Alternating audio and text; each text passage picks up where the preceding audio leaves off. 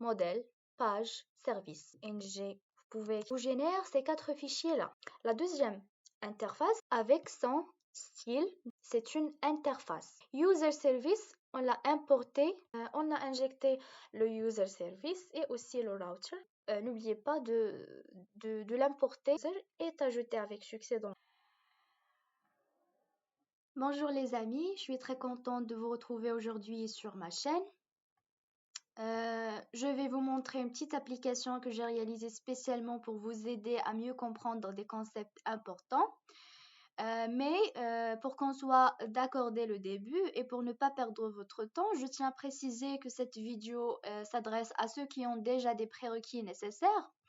Une base en HTML, CSS, JavaScript ou bien TypeScript et Angular.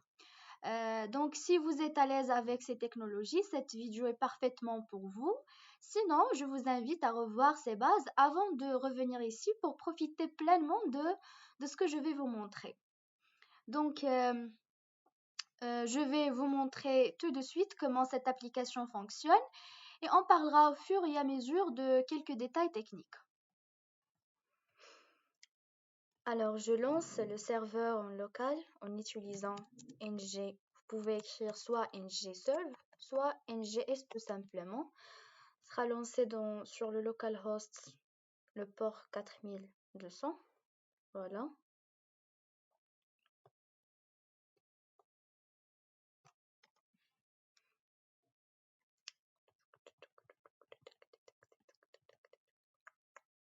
Et voilà la première page qui se présente, qui est la page de login. Je commence tout d'abord par vous présenter la structure de mon application. Voilà le dossier src qui contient le dossier app. Ce dernier contient 3 dossiers, modèle, page, service. Je commence par le dossier modèle qui contient le fichier TypeScript modèle.ts. Ce que je vous montre ici, c'est une manière de définir des modèles de données en TypeScript à l'aide des interfaces. Comme vous voyez, j'ai créé 2 interfaces. La première interface User OBG qui représente un utilisateur avec 3 propriétés. Email, password et rôle. Et le rôle, ça peut être ici, comme j'ai mis en commentaire, ça peut être soit user, soit admin. Et je souligne que ce code est minimal parce que je veux me concentrer sur les fonctionnalités de Angular. Vu que cette vidéo fera partie de ma playlist Angular sur ma chaîne YouTube. Donc, vous pouvez ajouter pas mal de propriétés. Et ce qu'il faut faire. La deuxième interface, c'est Return Login Type, qui est utilisé pour les résultats de connexion, indiquant s'ils ont réussi ou échoué, et le rôle attribué à l'utilisateur après la connexion. Donc, la première propriété qui est Role of User, son nom l'indique, c'est une propriété qui attribue le rôle à l'utilisateur après la connexion. Vous allez découvrir sa fonctionnalité dans les codes à venir. La deuxième propriété qui est Result et qui est de type booléen, ça prend soit True, soit False. True dans le cas où l'utilisateur a réussi sa connexion. Et elle prend false dans le cas contraire. Donc c'est tout pour ce fichier. Je passe au deuxième dossier qui est Pages. Ce dossier contient nos composants. On a 5 composants. Et je commence par le login. À savoir que lorsque vous exécutez la commande ng generate component login, ça vous génère ces 4 fichiers-là. Dans le fichier HTML, j'ai mis le code et le suivant, cette page-là de login, avec son style dans le fichier CSS. Mais moi, je vais me concentrer sur le fichier TypeScript et je vais vous expliquer le code que j'ai écrit dedans. Alors ici, j'ai déclaré un objet de type user obj Si vous vous rappelez, user obj, c'est une interface. Et je l'avais importé ici du dossier modèle. Plus précisément, ça existe dans le fichier modèle.ts que je viens de vous montrer.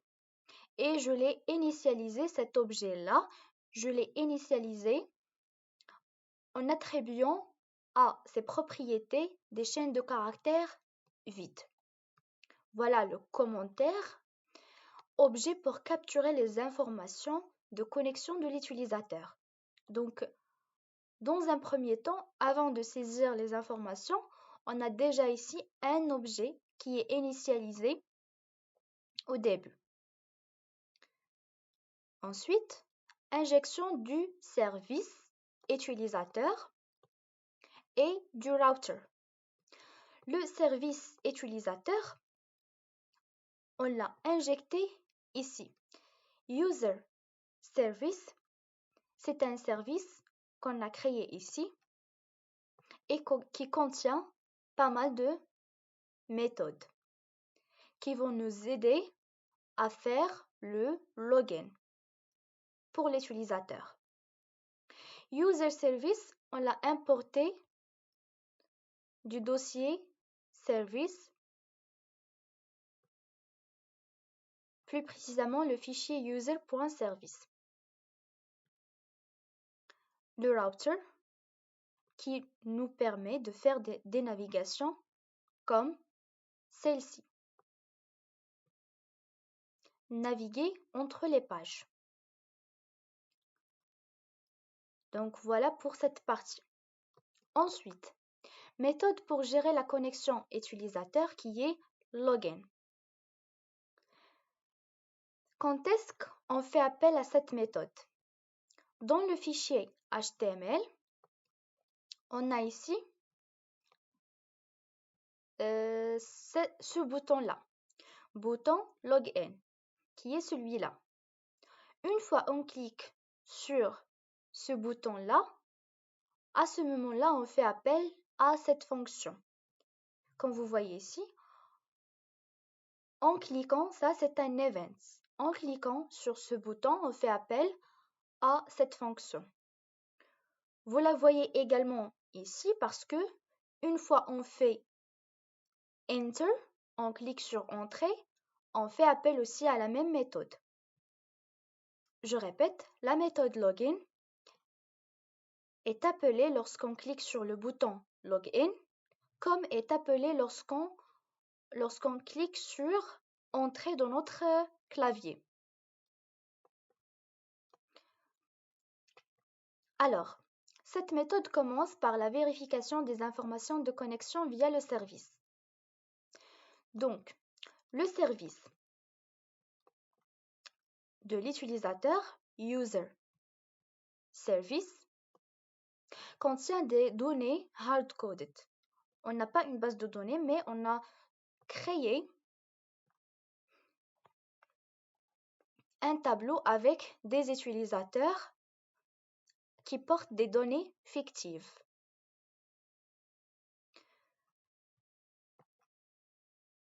Dans le login, je vais juste faire comme ça pour ne pas basculer plusieurs fois. Voilà. On commence par la vérification des informations de connexion via le service. Donc le service utilisateur, qui est celui-là, va nous aider à vérifier les informations saisies par l'utilisateur. Alors ici, const rest égale this.userservice.onLogin.thisLoginObjet. Donc, lorsque je saisis ici des informations, par exemple ici asma@gmail.com avec un mot de passe, qu'est-ce que j'ai fait à ce moment-là? Qu'est-ce que j'ai fait à ce moment-là? En fait, j'ai rempli ces informations. J'ai rempli le email et le password. Si je reviens à mon fichier HTML, ce que j'ai fait en fait, c'est que j'ai rempli cet input-là, email, avec mon email. Et j'ai fait le data binding en utilisant le ng model. De même pour le deuxième input avec le password.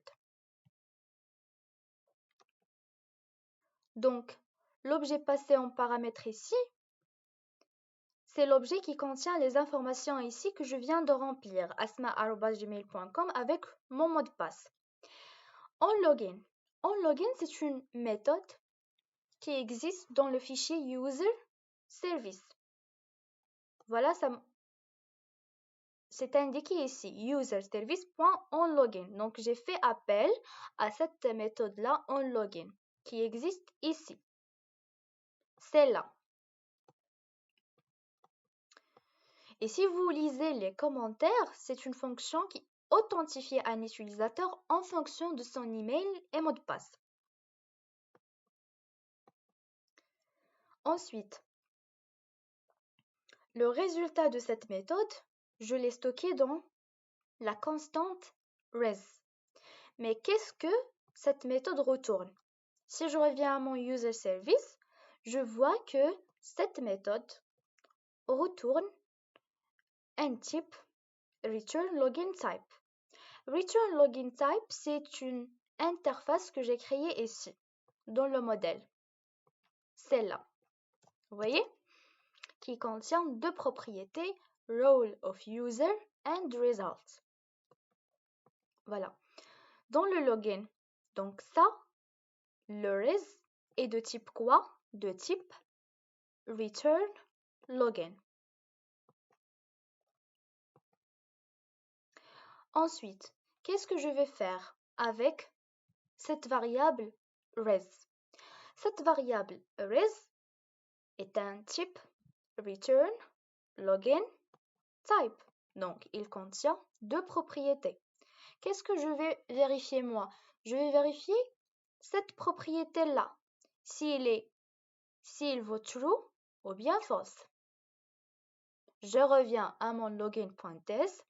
Voilà la vérification en utilisant le if. If res.result. J'ai dit que res est une variable de type return login type qui contient deux propriétés.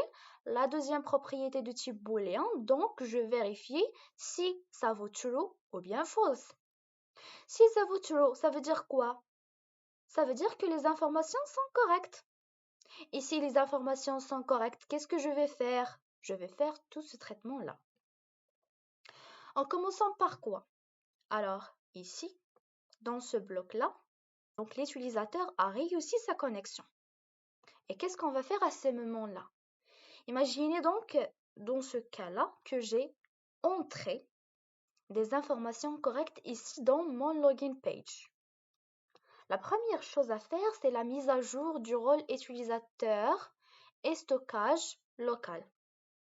Ça veut dire quoi? Ça veut dire, moi, lorsque j'ai saisi ces informations-là, j'ai saisi tout simplement l'email avec le password. Mais quel est le rôle de cet utilisateur saisi? Alors, voyez ce qu'on va faire. La première chose à faire,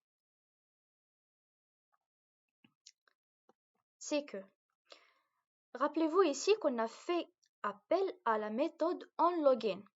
Et onLogin retourne un type return, qui est ici, return login type, qui contient role of user.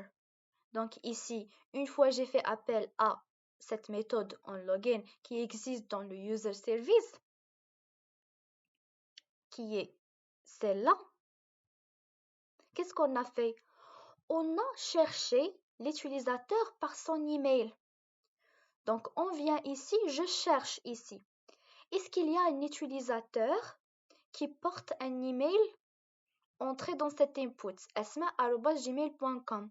Donc ça existe un utilisateur avec cet email. C'est celui-là, user_obj. Et je vérifie. Si le password saisi avec cet email est correct, je retourne true, sinon je retourne false. Et en même temps, je retourne le rôle attribué.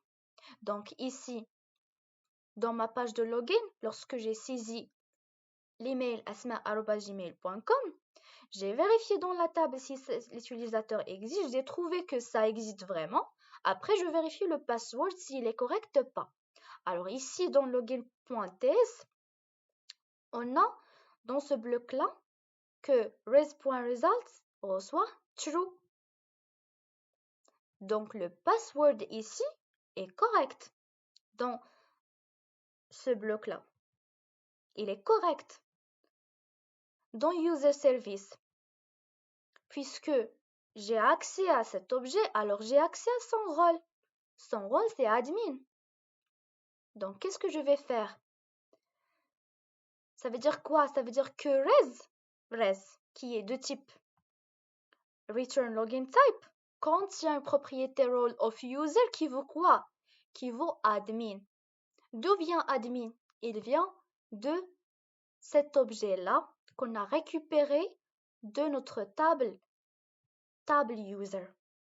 Vous comprenez maintenant le rôle de cette propriété? Donc, cette propriété-là va stocker la valeur admin qui était récupérée à partir du service, ici. Parce que j'ai saisi l'email asma@gmail.com.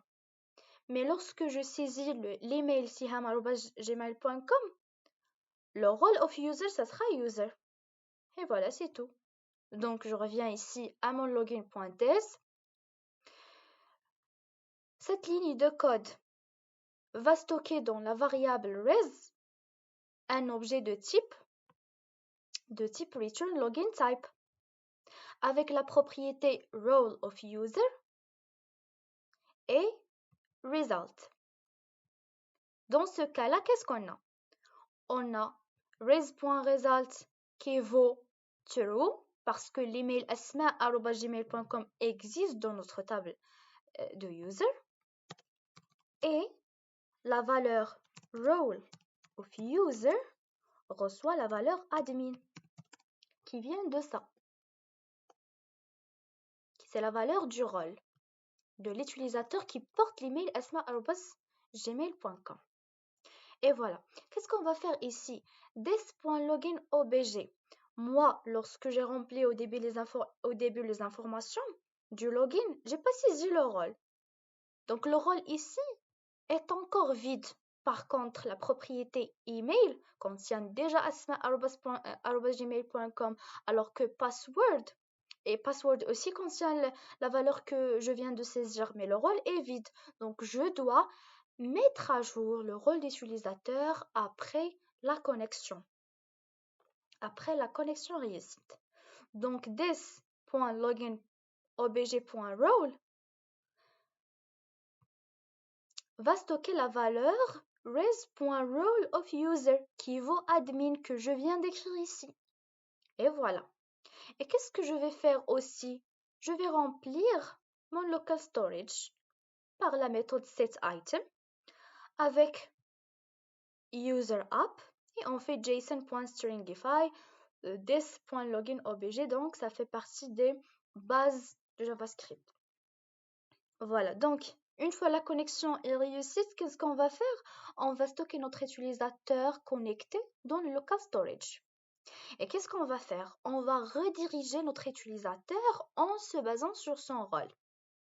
Donc, si res.role of user est un utilisateur normal, je vais le rediriger vers une page profile user. Si tu es un utilisateur normal, je vais te montrer tout simplement les détails de ton profile.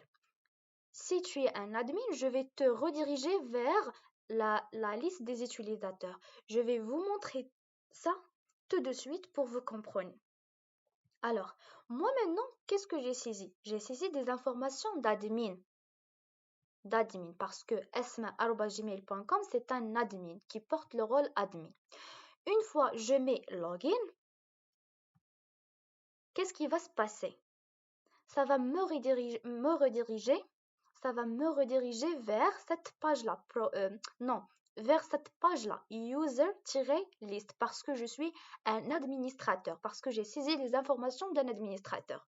Donc, lorsque je fais login, je vais me rediriger vers une page qui contient les informations de tous les utilisateurs. Vous voyez, lorsque je clique sur login, voilà la table. La table qui contient les informations de tous les utilisateurs qui existent dans cette table-là. Vous voyez? Alors, je fais log off et je mets maintenant ces informations-là d'un utilisateur normal. Je saisis cet email-là, siham@gmail.com, et je saisis le mot de passe Siham. Lorsque je clique sur login, ça va se passer quoi? Ça va me rediriger vers la page profile user.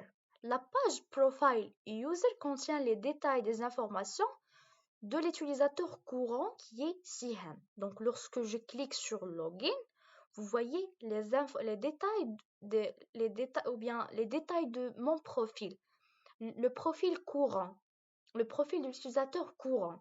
Donc si je mets ici inspecter, je me redirige vers application. Alors, qui est ici l'utilisateur courant? C'est Siham. Siham avec son email, password, rôle, qui est user. Et maintenant, vous voyez pourquoi j'ai dit que vous devez ajouter d'autres propriétés, parce qu'on ne peut pas tout simplement afficher juste l'email et le password. Donc, vous pouvez ajouter pas mal de propriétés. Moi, tout simplement, je vais vous montrer tout simplement comment ça fonctionne. Voilà.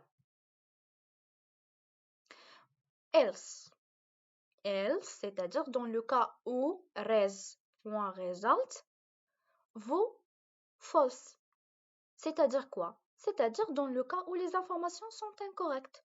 Une fois, je saisis des informations qui n'existent pas dans cette table. Voyez maintenant, par exemple, si je saisis cet email avec un mot de passe qui est incorrect et je clique sur login, ça m'affiche une alerte avec wrong credentials. D'accord? Donc c'est tout. Ça c'est pour le login. Vous voyez, j'ai fait tout simplement une seule fonction, bien une seule méthode dans ce composant de login components. Je passe maintenant à expliquer l'autre composant qui est le layout. Je commence par le code HTML. Ça représente tout simplement le navbar. Vous voyez, je vais vous montrer ici. Voilà le navbar ici qui contient le logo AlgoStyle avec des liens. J'ai pas mis de lien ici dans le About et Contact, mais vous, si vous implémentez d'autres fonctionnalités, vous pouvez ajouter ce que vous aurez besoin d'ajouter. Et le Home, ça redirige vers le User List, qui est cette page qui contient la table des utilisateurs, avec un bouton Log Off que vous voyez ici, en haut à droite. Log Off, une fois on clique sur ce bouton-là, on fait appel à cette méthode Log Off que je vais vous montrer par la suite comment j'ai implémenté cette méthode avec le router outlet en bas. Alors, bien sûr avec le style CSS dans le fichier layout.components.css. Je vais vous expliquer ce petit code-là que j'ai ajouté dans le fichier TypeScript. La première chose à faire, c'est d'injecter le router. Pour l'injecter, donc n'oubliez pas de l'importer ici. Également le router link pour que vous puissiez utiliser cet attribut-là. Ici, router link, n'oubliez pas de l'importer dans le TypeScript ici. Voilà, donc la première chose, on injecte le router pour gérer les navigations, c'est-à-dire vous ne pouvez pas faire ces navigations-là entre les pages sans injecter ce router. Voilà le code de la méthode en log off. vous voyez le commentaire, cette méthode appelée lors de la déconnexion de l'utilisateur. Bien sûr, une fois je clique sur Log Off, ça me redirige vers la page Login. Mais ce que je dois faire d'abord, donc vous voyez ici, suppression des informations utilisateurs du stockage local. C'est la première chose à faire lorsqu'on clique sur le Log Off. Je vais vous montrer ça, comment ça fonctionne.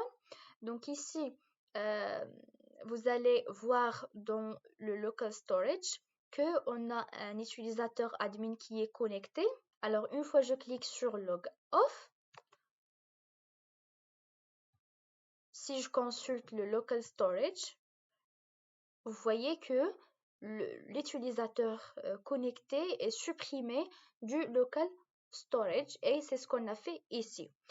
Qu'est-ce qu'on a fait également? On a fait une redirection vers la page de connexion login, tout simplement.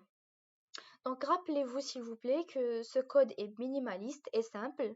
C'est idéal pour les débutants. Il montre comment utiliser le local storage et le service router d'Angular pour gérer les sessions utilisateurs. Voilà. Il nous reste trois composants. Donc je commence par celui-là qui est Profile User. Contexte, on aura besoin de ce composant. Lorsqu'un utilisateur normal, c'est-à-dire sans rôle vaut user, pas admin, se connecte. Je choisis par exemple Sihem, utilisateur normal avec ce mot de passe Sihem. Une fois je clique sur Login, ça me redirige vers une page qui contient les informations de cet utilisateur courant.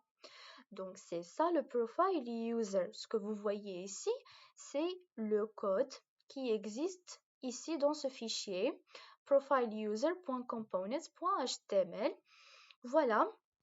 Ici on a utilisé le data binding currentuser.login.email. Donc currentuser.login, c'est un utilisateur ou bien c'est un objet de type quoi?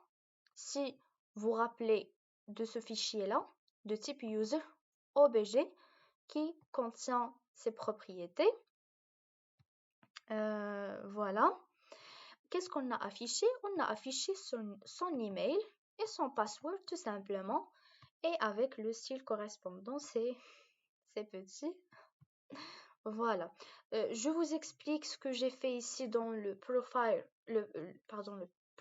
user. Alors, la première chose qu'on a fait, on a créé un objet pour stocker les informations de l'utilisateur connecté.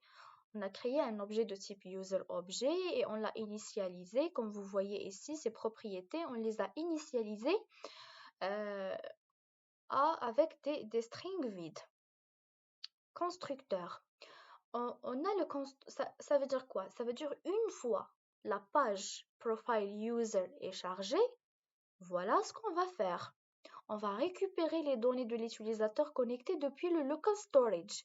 Donc, une fois on clique sur Login de la page de Login, on a déjà chargé le local storage avec des informations. Et ici, lorsqu'on charge la page ou bien le composant Profile User Component, qu'est-ce qu'on fait?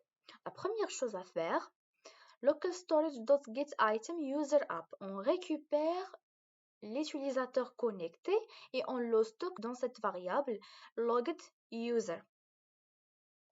On fait un test sur le logged user et on fait un try catch. Dans le bloc try, l'utilisateur, bien l'objet qu'on a récupéré ici, on doit le parser. On fait json.parse logged user. Rappelez-vous que logged user, c'est une variable qui stocke l'utilisateur venant du local storage. Il est au format JSON. Et qu'est-ce qu'on doit faire? On doit le récupérer d'abord, c'est ce qu'on a fait ici, mais on doit également le convertir en un objet JavaScript. Et qu'est-ce qu'on a fait ici? Donc JSON.parse, c'est une méthode qui permet de convertir la chaîne de caractères au format JSON qui est venu du local storage en un objet JavaScript. Et voilà ce qu'on a fait ici. Et qu'est-ce qu'on doit faire aussi? Rappelez-vous ici qu'on a au début déclaré un objet de type user-obj et on a décidé qu'il va représenter notre utilisateur courant, notre utilisateur connecté. Donc ici, l'objet qu'on a récupéré à partir du local storage, puis on l'a converti vers un objet JavaScript, on va l'attribuer à notre objet current user logged in de type user object tout simplement. C'est tout. Catch error, ça s'exécute au cas d'erreur. Je vous donne l'exemple de siham@gmail.com. Dans le login page, lorsqu'on a rempli les informations et tout, puis on a cliqué sur login, on s'est redirigé vers cette page. Une fois la page profile user s'est chargée, qu'est-ce qu'on a fait? On a récupéré les données de l'utilisateur Siham à partir de local storage. Donc ici, on a Siham sous format JSON. Puis on a vérifié que on a vérifié l'utilisateur récupéré si ça n'existe pas. Après, qu'est-ce qu'on a fait? On a converti Siham en un objet JavaScript. Et puis, on a attribué l'utilisateur Siham à cette variable current user logged in. C'est-à-dire, attribuer, ça veut dire quoi? Ça veut dire l'email devient siham@gmail.com, le password devient Siham et le rôle devient user. Toutes ces informations-là, siham@gmail.com, avec Siham, avec user, on les a récupérées à partir du local storage tout simplement. Et voilà, c'est tout ce qui concerne le composant profile user. Il nous reste deux composants, create user avec user list. Alors, user list, quand est-ce que ce composant est chargé? Il est chargé une fois l'admin s'est connecté à l'application. C'est lui qui est capable de voir l'ensemble des utilisateurs dans la base de données. Puisqu'on n'a pas de base de données ici, on travaille tout simplement par un tableau qu'on a créé avec des données fictives dans le user service. C'est lui tout simplement l'admin qui est asma@gmail.com, qui est asma. C'est le seul utilisateur qui est capable de voir les autres utilisateurs avec leurs informations. Voilà. Je répète que c'est un code minimaliste. On peut pas voir, on doit avoir des passwords chiffrés. Donc ici, je donne tout simplement des exemples, un code minimaliste pour vous compreniez quelques concepts de base. D'accord? Alors, je fais log off. J'utilise les informations de l'admin pour qu'on soit redirigé vers ce composant-là, bien qui affiche l'ensemble des utilisateurs. Comme d'habitude, le code HTML, voilà qui existe que j'ai mis dans le fichier userList.component.html. Voilà notre div principal container avec cette classe-là qui contient le bouton Add New User, celui-là. Router link, on a ajouté cet attribut. Une fois je clique sur ce bouton-là, on sera redirigé vers le composant qu'on va voir par la suite qui est Create User, mais pas maintenant. Et on a notre table qui affiche l'ensemble des utilisateurs avec des boutons Delete. Voilà, serial number avec l'email et l'actions. On a fait une boucle for pour boucler sur quoi? Sur user tab. User tab, c'est quoi? C'est un tableau qui contient l'ensemble des utilisateurs qu'on a dans le user service. Celui-là. D'accord? Voilà. Et on a bouclé sur ce tableau-là, puis on a affiché le serial number. Donc on a ici un index qui commence de 0, mais ici on a ajouté le 1 pour commencer de 1. Et on a affiché juste l'email de l'utilisateur, comme vous voyez ici. Item, c'est l'élément de user tab. Item of user tab. Donc, pour accéder à l'email, on fait item.email. Et ici, on a un bouton de suppression. Voilà, lorsqu'on clique sur ce bouton-là, on fait appel à notre méthode onDelete, qui est une méthode responsable de la suppression des utilisateurs en se basant sur son index. Voilà, donc ça, c'est un tableau. Imaginez que, voilà, votre tableau ici, premier utilisateur qui est Asma, voilà, Asma dans la position 0, puis Sihem dans la position 1, puis Ashraf avec l'index 2 et finalement Ryan avec l'index 3. Donc ici, si je veux supprimer par exemple le premier utilisateur qui est asma@gmail.com, je vais passer l'index, pas l'index plus 1. Vous voyez, index plus 1, c'est le 1, mais la position de Asma, c'est 0. C'est pourquoi on a fait tout simplement le index et pas index plus 1. Parce que bien sûr, l'index dans le tableau, ça commence de 0. Voilà. Bien sûr, voilà voici le code HTML avec son style dans le... Je vais supprimer par la suite ça. Avec son style dans le fichier CSS. Je vais maintenant vous expliquer ce que j'ai fait dans le fichier TypeScript. Alors, commençons d'abord par l'injection de user service. User service qui existe dans le dossier service, plus précisément dans le fichier user.service. Voilà, je vais vous le remontrer. Voilà, ici, user.service.ts. On l'a injecté ici parce qu'on aura besoin des méthodes qu'on a implémentées dans ce fichier-là. La première chose qu'on a fait, on a déclaré un tableau. Pourquoi? Pour stocker les utilisateurs récupérés. On va les récupérer à partir de quoi? À partir de notre service utilisateur, à partir de notre user service. ngOnInit. ngOnInit, c'est une méthode qui s'appelle automatiquement à l'initialisation du composant. Donc, on implémente l'interface onInit, que vous voyez ici, qui contient la méthode ngOnInit, qui doit aussi être implémentée dans ce composant userListComponent. Donc, cette méthode est appelée automatiquement par Angular après l'appel du constructeur. C'est pour cela qu'on a ajouté cette ligne de code à l'intérieur de cette méthode. Rappelez-vous, il est appelé automatiquement à l'initialisation du composant.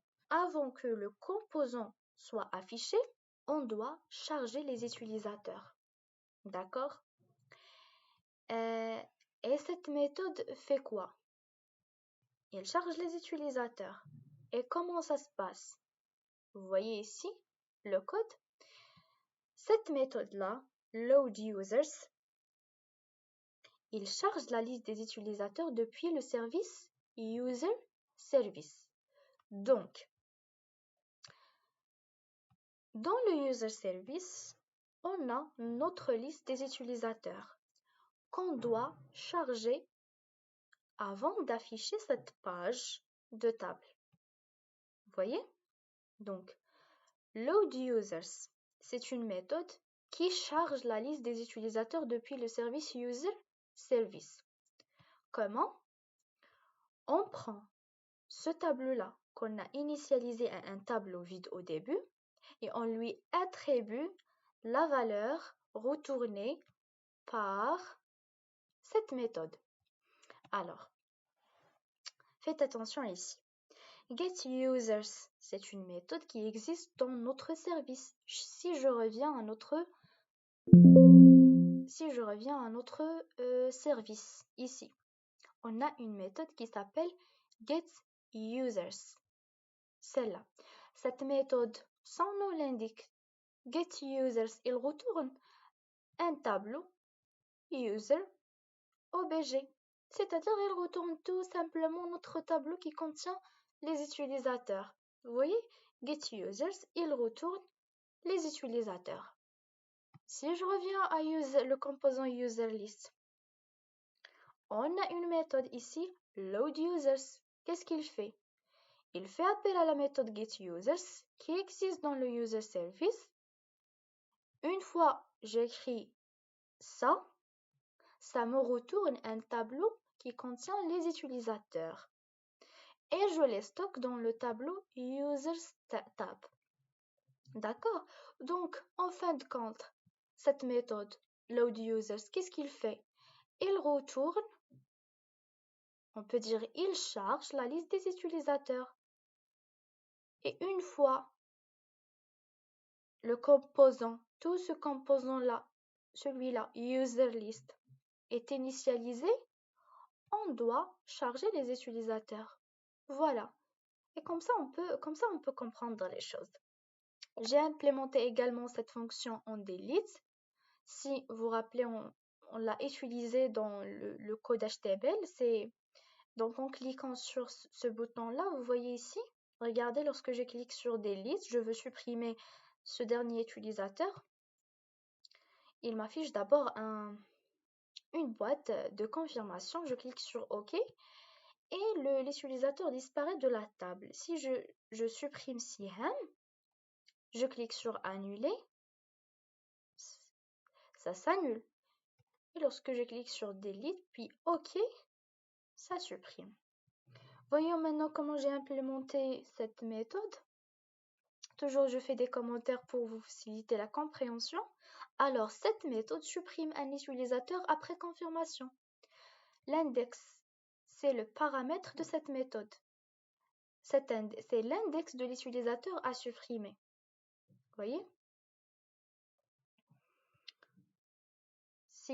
Donc ici, l'index, c'est l'index de l'utilisateur à supprimer. Si je veux supprimer Ashraf, son index c'est 2, pas 3, d'accord? Donc une fois je clique sur delete, qu'est-ce qu'on fait? Alors premièrement, on fait const is delete égale confirm sure you want to delete. Donc ça c'est pour cette confirmation que vous voyez juste devant vous. Voilà. Une fois je clique sur OK, donc is delete c'est true. Une fois je clique sur OK, ça vaut true. Et qu'est-ce qu'on va faire une fois je clique sur OK?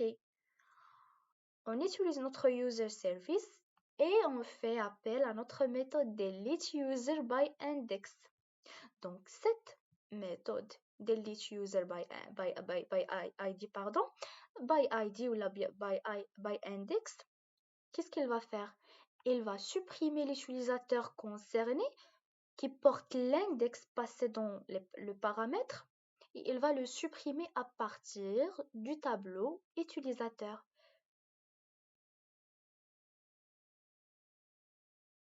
Je vais vous montrer ici dans User Service la méthode deleteUserById qui est celle-là. Qu'est-ce qu'elle fait?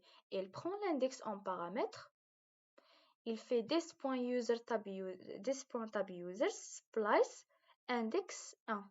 Donc à la position, bien à l'index index, supprimer un seul élément. Ici, j'ai cliqué sur des listes de Ashraf. Ashraf porte l'index 2. Donc ici, le 2 est passé. Donc à la place de index, c'est 2. Donc this.tab_users_splice supprimer l'utilisateur à l'index 2, supprimer un seul utilisateur à partir de l'index 2. Ça va supprimer Ashraf parce que Ashraf, il est à l'index 2. D'accord? Je reviens maintenant à mon composant userList.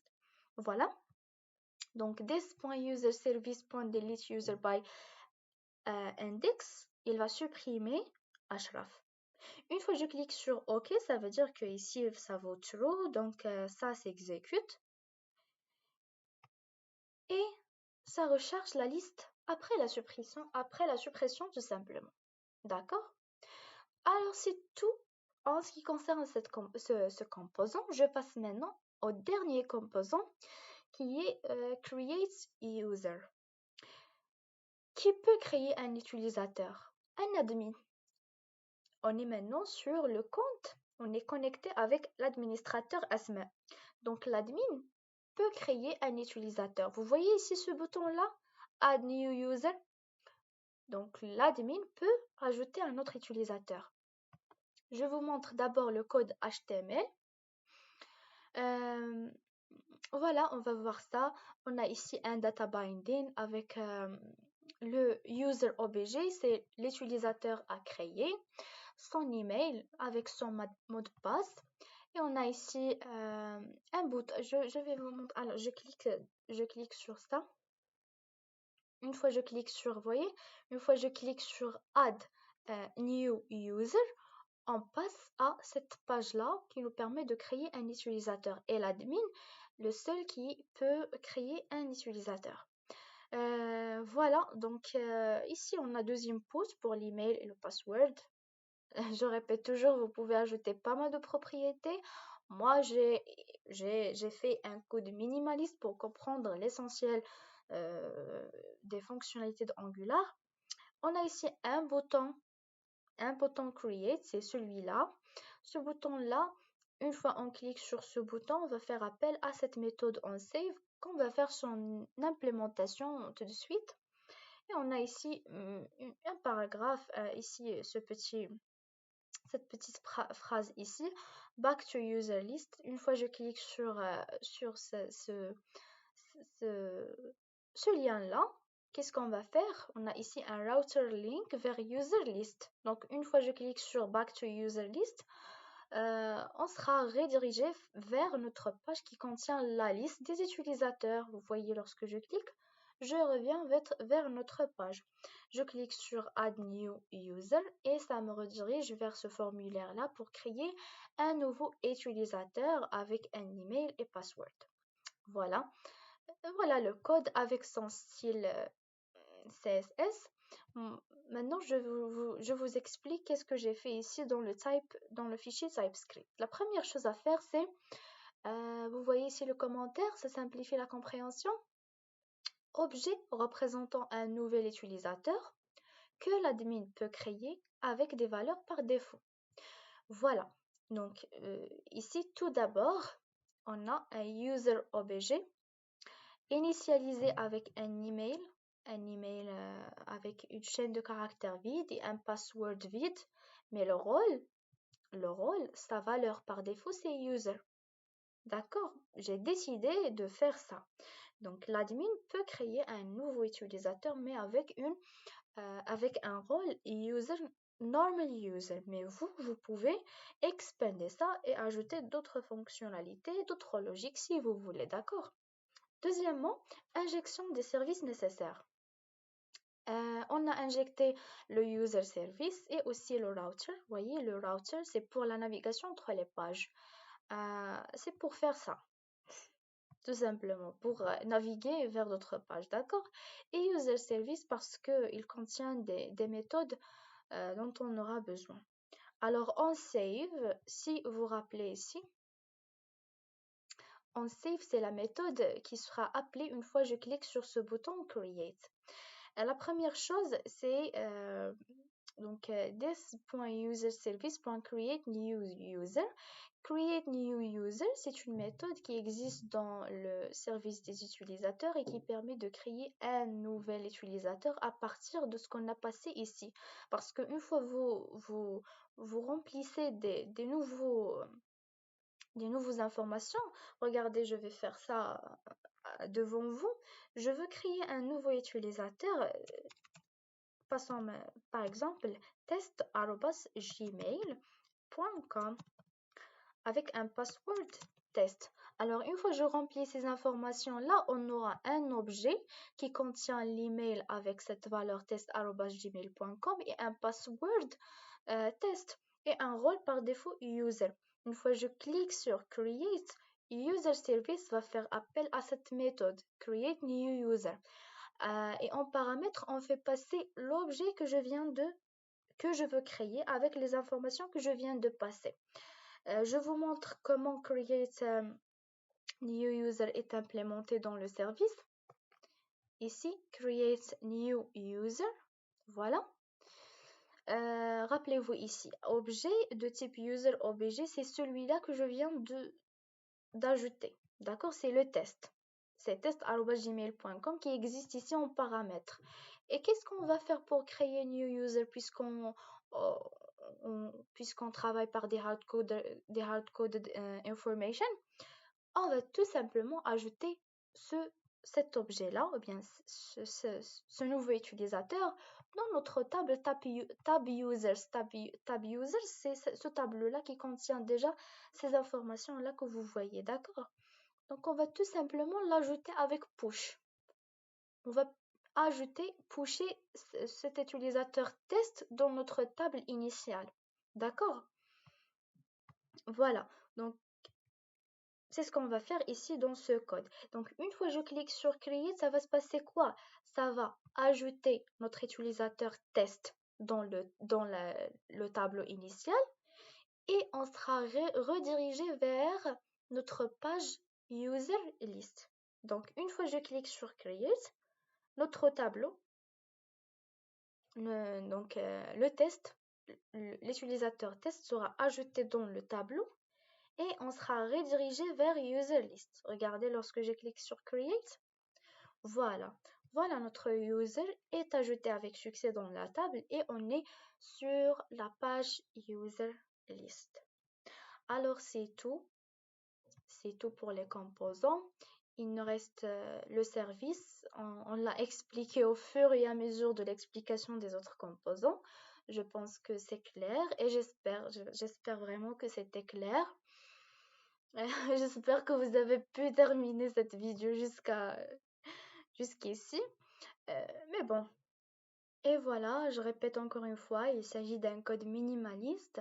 Vous pouvez ajouter pas mal de choses, vraiment, vous pouvez ajouter pas mal de fonctionnalités, que ce soit l'implémentation correcte et stricte des rôles. S'il s'agit d'un utilisateur normal ou bien un administrateur, vous pouvez ajouter des vérifications des informations, vous pouvez lier ça avec des API, etc.